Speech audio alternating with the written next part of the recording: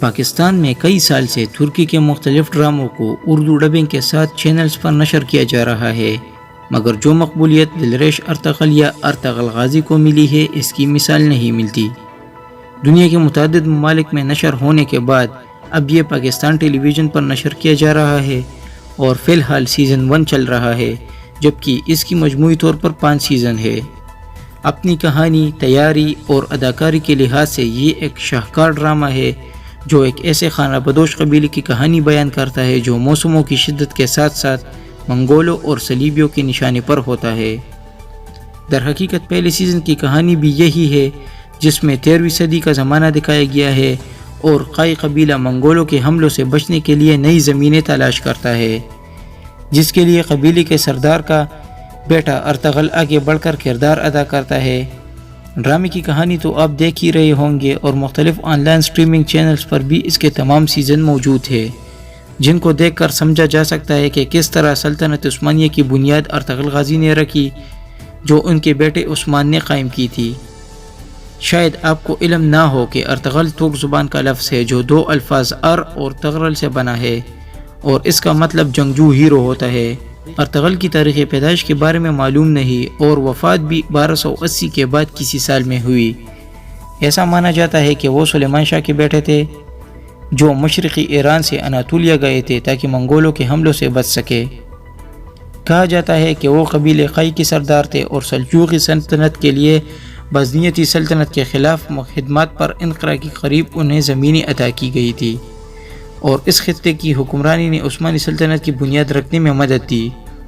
در حقیقت یہ ایک تاریخی ڈرامے کے لیے زبردست بنیاد ہے جس کا مظاہرہ تو آپ ارطغرل غازی کی صورت میں ہی کر سکتے ہیں۔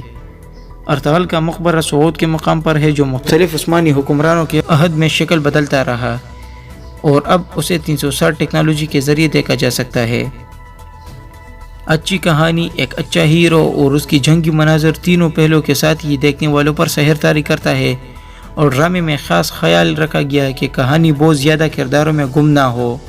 بلکہ مرکزی کردار کے گرد ہی گھومے جس نے عثمانی سلطنت کی بنیاد رکھنے میں مدد دی۔ ارطغرل کا کردار ادا کرنے والے اداکار کا نام انجین التان توزیتان ہے، جو 26 جولائی 1989 کو ترکی کے شہر ازمیر میں پیدا ہوئے، اور وہ بتاتے ہیں کہ والدین نے ان کا نام ترک اداکار انگیز کاگرل اور التان اربولک پر رکھا تھا، یعنی والدہ نے انگیز اور والد نے التان۔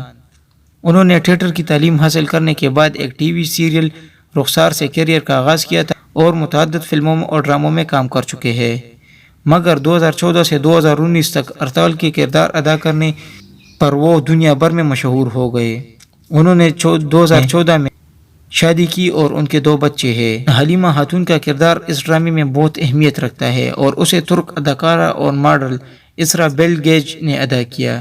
اسرا کی پیدائش 14 اکتوبر 1992 کو انقرہ میں ہوئی اور استنبول کی ایک یونیورسٹی سے بین الاقوامی تعلقات میں ڈگری حاصل کی ہوئی ہے،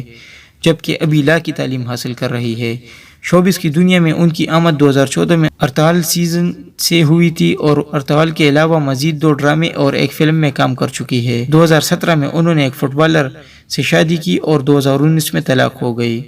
اس کے علاوہ مزید اس ڈرامے کے جتنے اداکار ہیں، جتنے اس ڈرامے کے کردار ہیں، وہ سب کے سب اپنی مثال آپ ہے۔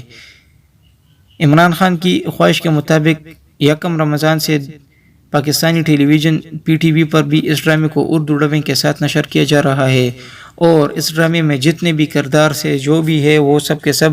عثمانی خلافت کی عکاسی کرتی ہے، اور یہ ڈرامہ مسلمانوں کے لیے اس اسلامی خلافت کی بنیاد اور اس اسلامی خلافت کے لیے کی گئی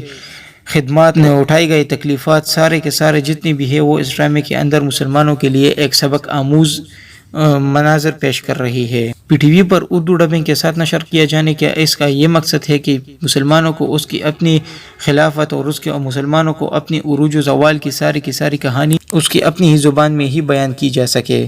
تو امید کرتا ہوں کہ یہ ویڈیو آپ کو پسند آئی ہوگی۔ اگر آپ بھی ارطغرل غازی کو پسند کرتے ہیں تو نیچے کمنٹ میں یس لکھیں۔ اس کے ساتھ ہی چینل پر نئے ہو تو چینل کو سبسکرائب کریں، ساتھ میں گھنٹی کے آئیکن پر ضرور کلک کریں۔ Thanks for watching.